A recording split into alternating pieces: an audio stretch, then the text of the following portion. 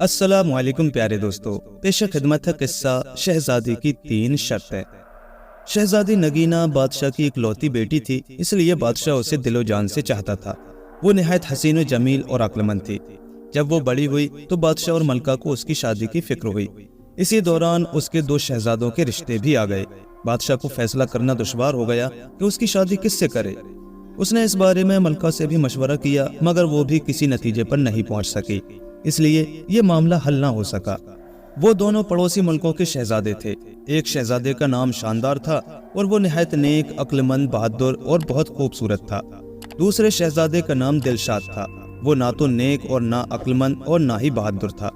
उसने चुपके चुपके दिल में सोच लिया था कि शहजादी नगीना से शादी करने के बाद कोई साजिश करके बादशाह के तख्त पर कब्जा कर लेगा। क्योंकि शादी पूरी जिंदगी का मामला होती है, इसलिए मलका ने फैसला किया कि वो इस सिलसिले में शहजादी नगीना से उसकी राय मालूम करेगी। वो जिस शहजादे को भी पसंद कर लेगी, उसी से उसकी शादी करवा दी जाएगी।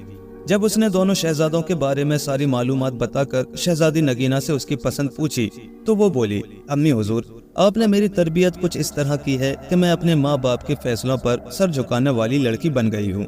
आप जहाँ भी कहेंगी और जिससे भी कहेंगी मैं शादी कर लूंगी। मलका ये बात सुनकर खुश हो गई। उसने शहजादी नगीना को गले से लगाकर प्यार किया और बोली, जीती रहो। तुम्हारे लिए 2 शहजादों के रिश्ते आए हैं, जिनके बारे में हम तफसील तुम्हें बता ही चुके हैं। हमारी समझ में कुछ नहीं आ रहा कि किसे हाँ करे और किसे ना। तुम फैसला करके हमें बता दो कि किस शहजादे से शादी करना पसंद करोगी। अम्मी हुजूर, शादी के लिए आपका जो फैसला होगा मुझे मंजूर होगा। शहजादी नगीना ने धीरे से अपनी बात दोहराई। मैं कह तो रही हूँ कि हमारी समझ में कुछ नहीं आता, मलका ने कदरे झुंझलाकर कहा। शहजादी नगीना कुछ सोचकर बोली, तो फिर ठीक है, मैं उस शहजादे से शादी करूंगी जो मेरी 3 शर्तें पूरी करेगा। वो शर्तें क्या हैं? मलका ने हैरानी से पूछा। मेरी पहली शर्त यह है कि वो उस तालाब में तैरकर दिखाए जिसमें आदमखोर मगरमच्छ रहता है। मेरी दूसरी शर्त यह है कि वो चावलों से भरी एक पूरी देग खाए। मेरी तीसरी और आखिरी शर्त यह है कि वो सोता हुआ घोड़ा लाए और उस पर सवारी करके दिखाए। शहजादी नगीना ने मुस्कुराते हुए कहा। मलका उसे हैरत से घूरने लगी और फिर उठते हुए बोली, इसका मतलब है कि तुम शादी करना ही नहीं चाहती हो। कोई भी तुम्हारी ये अजीबो गरीब शर्तें पूरी नहीं कर सकेगा। तुम्हें पता है तालाब का आदमखोर मगरमच्छ कितना खौफनाक और बड़ा है। किस में हिम्मत है कि वो उस तालाब में तैरकर दिखाए?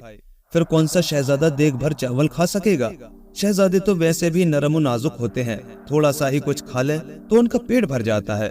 और सोते हुए घोड़े पर भला कौन सवारी करके दिखाएगा? घोड़ा सोएगा या भागता फिरेगा? उसकी बातें सुनकर शहजादी मुस्कुराने लगी। उसे मुस्कुराता देखा तो मलका को थोड़ा सा गुस्सा आ गया, इसलिए वो खफगी से उठकर बादशाह के पास आई और उससे उसकी लाडली बेटी की शिकायत की। उसकी बात सुनकर बादशाह के चेहरे पर मुस्कुराहट फैल गई। उसने कहा, मलका, आप शायद भूल गई हैं, आपने भी तो अपनी शादी के लिए 3 शर्तें रखी थीं। बहुत सारे शहजादे उन शर्तों को पूरा करने में नाकाम रहे थे, मगर उन्हें हमने पूरा करके दिखाया था।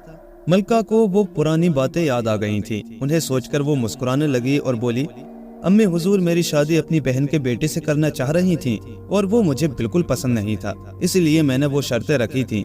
फिर मेरी शर्तें तो हिम्मत और जवामर्दी वाली थी।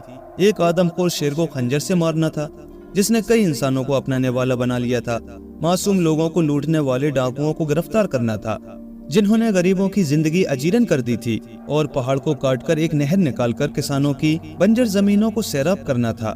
मुझे फक्र है कि आपने वो तमाम शर्तें पूरी की थी। आप बहादुर और हिम्मत वाले भी तो बहुत थे। लेकिन मलका, कभी कभी हम ये सोचकर परेशान हो जाते हैं कि अगर हम आपकी शर्तों को पूरा करने से कासिर रहते तो फिर आपसे तो हमारी शादी ही ना होती। बादशाह ने फिक्रमंद होकर कहा। क्यों नहीं होती? मलका ने इठलाकर कहा। मैं अपनी शर्तों में ये तब्दीली कर देती कि आप उन्हें शादी के बाद भी पूरा कर सकते हैं। फिर कुछ देर खामोश रहने के बाद वो बोली, पहले मेरी ये समझ में नहीं आ रहा था कि शहजादी की शादी किससे करें।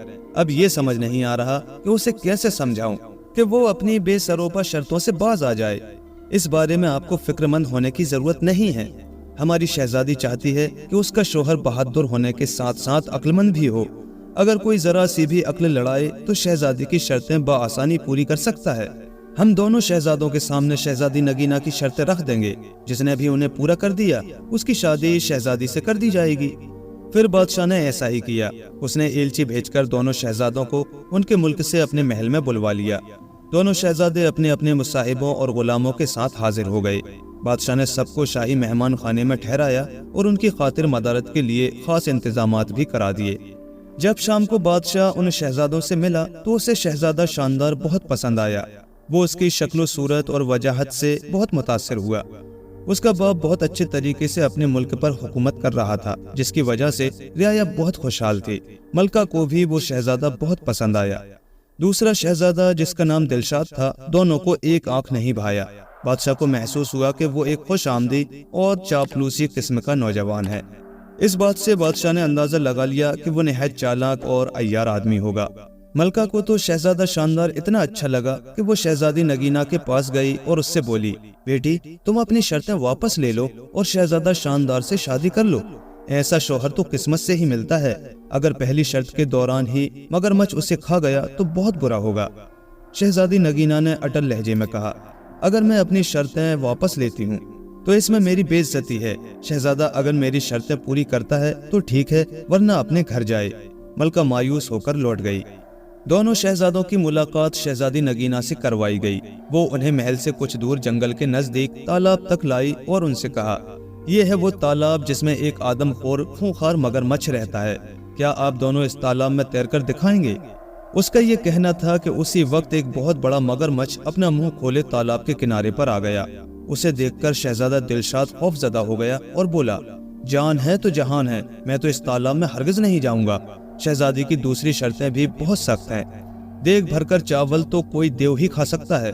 اس کے علاوہ میں سوتا ہوا گھوڑا کہاں سے لاؤں گا اور اس پر سواری کیسے کروں گا؟ میں تو چلا، مجھے نہیں کرنی یہ شادی۔ یہ کہہ کر وہ چلا گیا۔ اس کے جانے کے بعد شہزادہ شاندار نے کہا، شہزادی صاحبہ کل میں آپ کو اس تالاب میں تیر کر دکھاؤں گا۔ رات ہوئی تو اس کے ساتھ آئے ہوئے غلاموں نے تالاب میں ایک بڑا سا جال ڈال کر مگرمچھ کو پکڑ لیا اور دور ایک دریا میں چھوڑ آئے۔ اگلی صبح ملکہ، بادشاہ اور شہزادی نے دیکھا کہ شہزادہ مزے سے تالاب میں تیرتا پھر رہا ہے۔ شہزادی نے پوچھا، اس مگرمچھ کا کیا ہوا؟ وہ کہاں ہے؟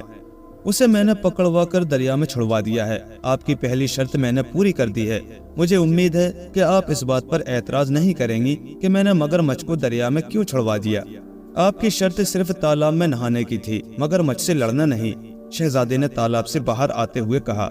ملکہ نے یہ بات حیرانی سے سنی۔ بادشاہ مسکرا رہا تھا۔ شہزادی نے کہا، بالکل ٹھیک شہزادے، آپ پہلی شرط جیت چکے ہیں۔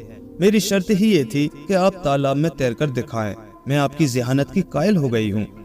دوپہر ہوئی تو شہزادی نگینا نے کہا، شہزادے آپ مجھے دیگ بھر کر چاول کھا کر کب دکھائیں گے؟ شہزادے نے کہا، ابھی تھوڑی دیر بعد۔ یہ کہہ کر شہزادے شاندار نے کھڑکی سے باہر جھانک کر دیکھا۔ اس کا ایک مصاحب دو غلاموں کے ساتھ لمبے لمبے ڈگ بھرتا ہوا محل کی جانب آ رہا تھا۔ شہزادہ شاندار بادشاہ سے اجازت لے کر باہر نکلا اور اپنے مصاحب سے کوئی چیز لے کر جیب میں رکھی اور واپس آ گیا۔ اتنی دیر میں ملازموں نے دسترخوان چن دیا۔ وہ اپنے ساتھ چاولوں کی ایک بڑی سی دیگ بھی لے کر آئے تھے، جسے انہوں نے دسترخوان کے بیچوں بیچ رکھ دیا۔ دیگ کو دیکھ کر بادشاہ کے چہرے پر فکر مندی کے آثار نظر آئے۔ کیوں میاں صاحبزادے، آپ کھا لیں گے دیگ بھر کر چاول؟ اس نے شہزادے سے پوچھا۔ ایک دیگ تو کیا، میں تو دو دیگیں بھی کھا سکتا ہوں۔ یہ کہہ کر شہزادہ شاندار نے اپنی جیب سے ایک نہایت چھوٹی سی دھاتی دیگ نکالی جو اس کے ملازم بازار سے خاص طور سے بنوا کر لائے تھے۔ اس نے اسے چاولوں سے بھرا اور شہزادی نگینا کے سامنے پوری دیگ چٹ کر گیا۔ شہزادی صاحبہ، آپ کی دوسری شرط بھی پوری ہو گئی ہے، میں نے دیگ بھر کر چاول کھا لیے ہیں۔ اس نے شرارت سے مسکراتے ہوئے شہزادی سے کہا۔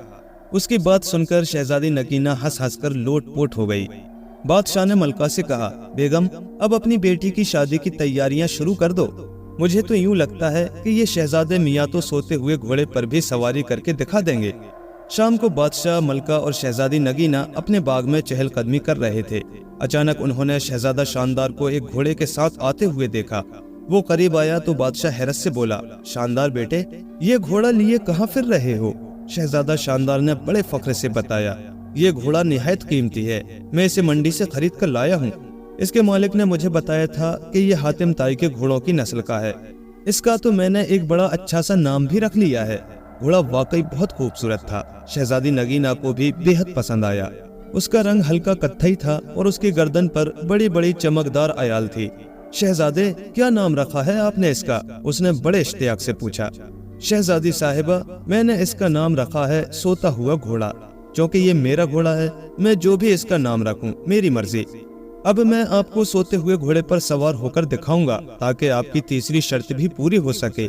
یہ کہہ کر شہزادہ شاندار رکاب میں پاؤں ڈال کر گھوڑے پر سوار ہو گیا اور ایڑ مار کر اسے دوڑاتا ہوا باغ کا ایک چکر لگا کر دوبارہ ان لوگوں کے پاس آ گیا۔ یہ سب دیکھ کر ملکہ اور بادشاہ کا ہنستے ہنستے برا حال ہو گیا تھا۔ شہزادی نگینہ بھی مسکرانے لگی تھی۔ کچھ دیر بعد وہ بولی، ابا حضور، ہم چاہتے تھے کہ ہماری شادی ایک ایسے شہزادے سے ہو جو بہادر ہونے کے ساتھ ساتھ عقل مند بھی ہو۔ ہم نے اپنی شرطیں اسی لیے رکھی تھی کہ انہیں پورا کرنے والے کی ذہانت کا امتحان ہو سکے۔ خدا کا شکر ہے کہ ہمیں ایسا شہزادہ مل گیا ہے۔ اس کی بات سن کر بادشاہ اور ملکہ نے سکھ کا سانس لیا۔ تھوڑے دنوں بعد دونوں کی خوب دھوم دھام سے شادی ہو گئی اور وہ ہنسی خوشی رہنے لگے۔